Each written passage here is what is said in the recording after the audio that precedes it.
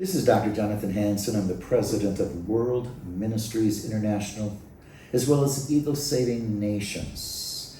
I'm with the Ambassador Michael Lotem in the Israeli Embassy in Kenya.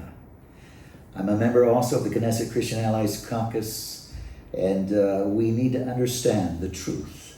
The God of Abraham, Isaac, and Jacob, we both serve. And that brings peace to the nations. And so the world is against, much of the time, the God of Abraham, Isaac, and Jacob. They're into different religions, different philosophies, different ideologies, different political thoughts. But I'll tell you what, Judeo-Christian values is what brought civilization to the world. It's what kept America free to this time, although they're trying to topple the republic. And it is... If you understand what the Bible says about Israel, Jerusalem, and the God of Israel, I'll tell you what, the Bible says very clearly, God watches over Israel, Jerusalem, doesn't slumber nor sleep, that it's a burdensome stone to whoever comes against it. Because God himself is alive. He's placed his signature on Israel, on Jerusalem. And when you come against it, you're coming against God. Ambassador Michael Lotem, welcome to the Warning Program. Morning. Afternoon, morning. Well, it's good being with you. Normally I would have been in Israel right now, but I'll be going there after this time in Kenya. But I want to talk a little bit about, again, let's say October 7, 2023, the surprise attack on Israel, the Gaza Strip. They crossed it. I am in Jerusalem and Sderot, and that area where they slaughtered people, I'm there. And I'm there just about every year. And Shai Hermish of the World Jewish Congress is a personal friend of mine. And we've worked together not only in the kibbutz, but we've worked together in the Knesset. And he hid for 20 hours. I'm sure you know the story. And escaped, but his son was killed. And so my heart really went out, and I've been talking to Shai, and I'm going to fly there and be with him in his home. And but I'll tell you, it was such an atrocity, but the world doesn't seem to know the truth. They don't understand.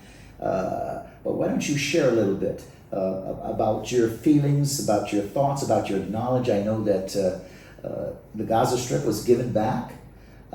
Two, if we want to use the Palestinians, that terminology for the Arabs, if we want to use it, it was given back in 2005, and Hamas has ruled since 2006. Hamas is a terrorist organization to wipe the Jews off the face of the earth and then the Christians. And so people don't seem to realize this.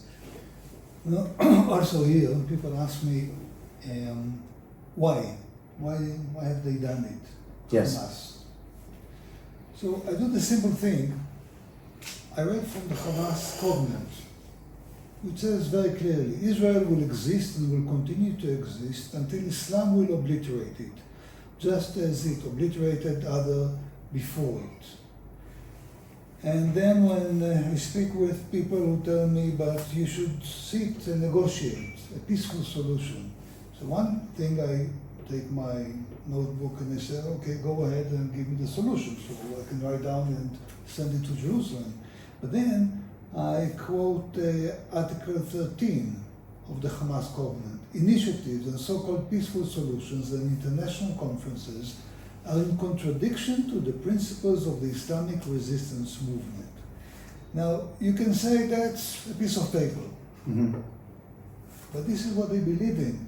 And if you recall, it took a long time and a battle to make the PLO abolish their covenant. Yes. Because at the end of the day, an organization, people, state, in this case an organization, writes what he believes in. Yes. And this is how he mobilizes people.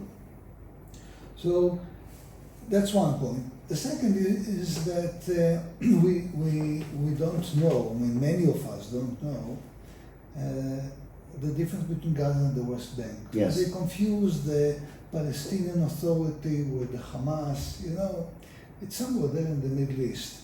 So the West Bank is not Gaza. That's right. 30 kilometers apart from Gaza, and as you said, we are out of the Gaza Strip. We even undug our dead. We took them back to Israel in 2005, knowing that what the PLO what the Palestinians will do to the graves.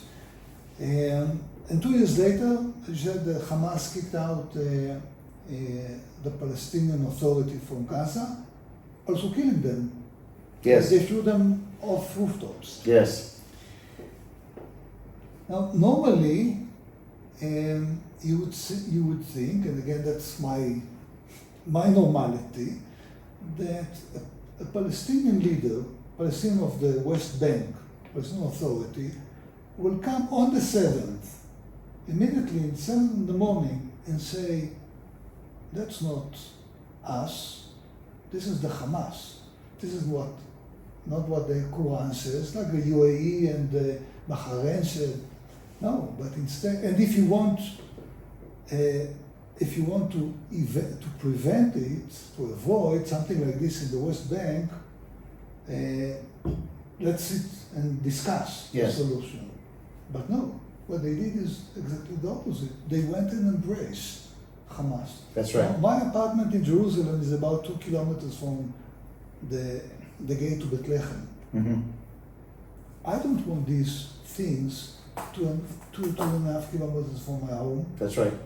You don't want it, nobody wants it. The Kenyans don't want it. So when people say sit and talk, with whom? With whom we can talk? And I tell them, why don't you sit and talk with Al-Shabaab, with Al-Qaeda, with ISIS? I haven't seen any of these wise politicians that give us the advice sitting with Al-Qaeda. Maybe there was an opportunity to sit and talk and negotiate a solution. Another thing people don't understand, they don't distinguish, they came to murder.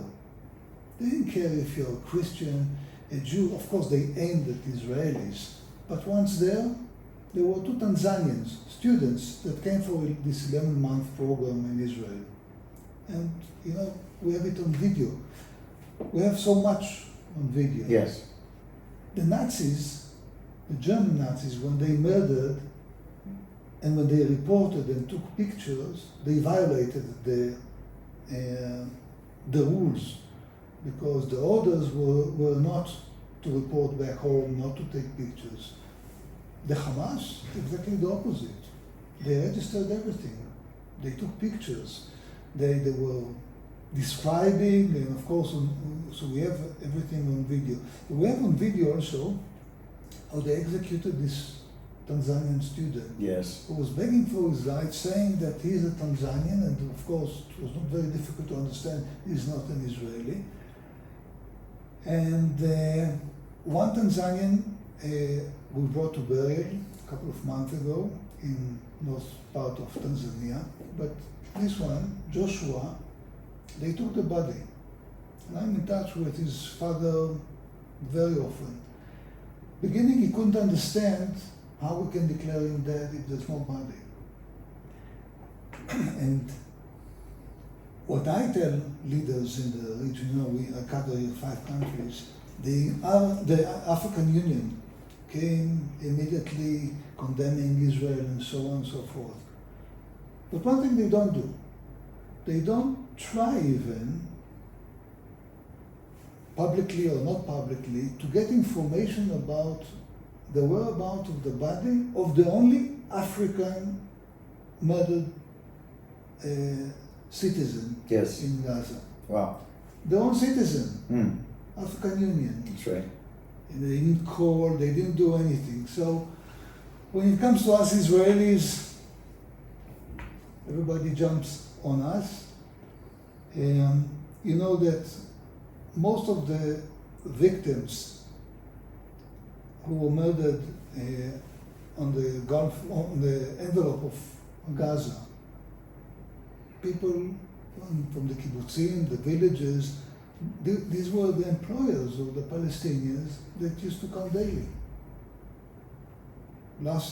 On the 6th, 20,000 Palestinians came to work in these villages. I guess that some of them, if not many of them, went back and described exactly how to penetrate the houses and how to penetrate the kibbutzim. And we do a mistake that when we speak about only a few thousand Hamas terrorists. To begin with, there are more than just a few thousands, but they were elected and sustained by population. Yes, yes. And when I show this whole video, and when you see bodies being carried in the streets of Gaza, and the crowd is all over, I tell the people that watch the video, these are the innocent civilians around. You see, it's thousands of innocent civilians applauding the Hamas. Yeah, so that was the reality on the 7th, which ended with almost 1,400 Israeli murdered. We don't know the exact number because some of them could not be identified, burned to ashes. And you know what it means to a Jew, and I hope what it means to humanity when Jews are burned, or anybody else is burned to ashes. Now, ladies and gentlemen, what you're seeing, these atrocities. I wrote an article, People with Animal Minds and the Worst is Yet to Come. If you understand Judeo-Christian values, if you understand the Bible, it records very clearly where Nebuchadnezzar himself was turned into an animal mind because of his vanity, his pride, his arrogance coming against the God of Abraham, Isaac, and Jacob. 7 years later, after living like an animal, he repented. God restored his mind.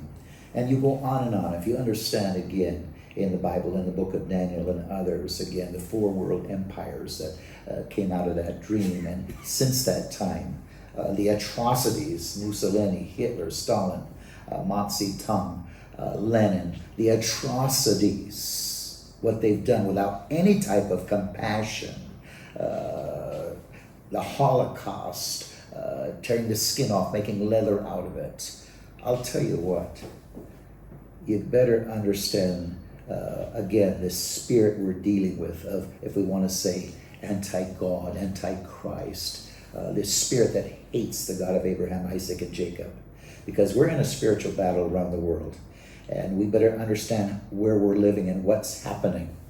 I said the Bible is clear that man is made in the image of God, but if man rejects God and God, man is led more and more by evil spirits, no longer has a human mind. This explains how Hamas can brutally control and even kill their fellow Arabs, now called Palestinians. It also explains the demonic beastly behavior toward over 1,400 Jews that were savagely murdered. Now, I know some of these. They were my friends. And I go to Sderot constantly. I go to that very kibbutz, and I've done television and gone all the way through it. And where my friends were slaughtered and killed. They kidnapped over 250, held them as hostages. They raped women, killed parents in front of children, children in front of their parents. They beheaded babies, cut babies right out of their mother's womb, burned families alive, done other horrible atrocities, showing no human emotion. Tossed grenades into families, bound, mutilated the elderly, cut off fingers, feet, toes, breasts, gouge out eyes, torched people alive. You say, why go into this? This is real. This is real. We better understand it. We have, again, the charter for Hamas. It's a terrorist organization. They don't want peace. They don't want a two-state solution. Ambassador, how many times were they offered a two-state solution? 4 times. You know, back in the first time by the UN, Resolution 181, which was rejected by the Palestinians, by the Arab countries, and that was a very small Jewish state without Jerusalem. And that's something people don't digest. Some don't, most don't know, the others don't digest. Israel accepted a state without Jerusalem. which was supposed to be an international city for 10 years, after which a referendum was to be held, bearing in mind that there was an Arab majority in Jerusalem. So that was rejected. That's 3 years after the end of the Second World War, the Holocaust, where we were truly a victim. So we could, come and cry and demand, but we look forward. So we said, that's behind us, let's build a state. So that was the first time. Then in July 2000, in Camp David by Prime Minister Barak, they were offered approximately a bit more than 90% of the territory. 90%. Now I tell my friends or people I speak with, I like carpets. I enter a carpet shop and I bargain. Israelis always bargain. If I get 20% off, it's nice. If I get 50% off, if I get 90, probably the other guy has an issue. Yeah. Right? Yeah. But they didn't accept it. A few months later, in January 2001, they were offered even more than this, almost 95%. And Olmert in 2008, after a couple of years of back and forth negotiations, came to 98% plus 2% exchange of territory. And they refused. So if you refuse all of this, that means you refuse the principle, which is the principle of existence of Israel. You don't want a solution. That's right. And I don't know if to cry or laugh. I'm reading our book, The Truth About Camp David. And the author tries to explain the failure of our negotiation with Syria is because the Syrians wanted 10 more meters and we wanted less. I'm thinking, where does he live, this guy? I mean, countries, states that launched wars, where the aggressors had to pay at the end. If not for any other reason, not to repeat it as a lesson. Yes. Palestinians rejected. Obviously, they launched the Intifada, the terrorist attack. Yeah, they have to pay with something. So when you offer someone 98%, almost 100%, that's where does he compromise here?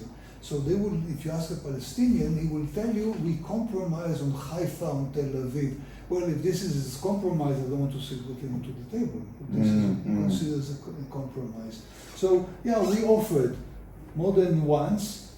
And so the question is not what the solution. First, let's have someone to talk with, and then we'll be able to talk over and discuss a solution. But I have to read also this, if you allow me. Please. The way Hamas treats life, values life. Article 8. Allah is the target. The Prophet is the model. The Quran is its constitution. Jihad is its path. And death for the sake of Allah is the loftiest of its wishes. So these are the, I don't know how to describe them, with whom we are dealing. Article 7, the day of judgment will not come about until Muslims fight the Jews, killing the Jews. When the Jew will hide behind stones and trees, the stones and trees will say, "Oh Muslims, oh Abdullah, there is a Jew behind me, come and kill him." So this, and I'm asking the politicians here and other places, with them you want us to sit? Okay, give us a good example. Sit with Al-Shabaab, with Al-Qaeda, with ISIS. Show us the way. Probably we are lost. Show us the way. Ladies and gentlemen, we're dealing with different ideologies. One that will not assimilate. No matter where they go, they want to conquer. They want to bring the world and their country under Allah. We're an infidel. You can lie to the infidel. Again, Muhammad himself and Saladin led the way in lying to the infidel, breaking the peace treaty, killing their enemies. Listen to this. The Jews have been in Jerusalem since 1200 BC, long before Islam was created in 610 AD, which is over 1800 years after the Jews had already been living in Israel today, including what they call the occupied territories and those areas in dispute. What we're dealing with, it says the real problem is mankind is witnessing a clash of spiritual kingdoms with Jerusalem in the bullseye. Only when the Jews have controlled Jerusalem has there been peace, because God gave Jerusalem to the Jews as caretakers for him. Jerusalem has always, throughout history, been the reason for fighting, whether it's the Babylonians, the Persians, Greeks, Romans, Crusaders, Turks, the British Empire. Each have had their problems controlling Jerusalem. Now listen, Jerusalem is a holy place to the Jews. Jerusalem is mentioned 667 times in the Old Testament, 139 times in the New Testament, for a total of 806 times in the Bible. In the Quran, Jerusalem is not mentioned once. You know, if someone wants to get another understanding of our relations, connections to the land, you know what's the best guidebook, tourist guidebook? To the West Bank. That's right. The Old Testament. You open the Old Testament. That's right. And you go, the names stay the same, and you just, these are the places. That's right. That's right. Real plan of Hamas is to kill every Jew and every Christian on earth. In the chart of Hamas, it reads, from the river to the sea, Palestine will be free. We're dealing again with two different ideologies. One that brings peace, Judeo-Christian values, civilization. One that brings tyranny and war and brutality. We need to understand these things because they are sweeping the world today. And you need to understand, if you want to have peace in the world, you need to understand what the other side believes. But for this, sorry for jumping in, we have to stop being arrogant. In a way, we are arrogant because we assume Yes. that the other doesn't really want to kill, doesn't really want to die. And we don't accept that the extreme Islamic groups, this is what they do, this is what they want. Genuinely, this is what they want. So we say, no, they don't mean it. We have to start listening and believing what we see. That's right, and what they say. Yeah. They tell you exactly what they're going to do. Exactly, but we have our own philosophies and we say, no, they don't mean it. We know better. We don't know better. That's right. They say exactly what they're going to do. Hitler said exactly what he was going to do.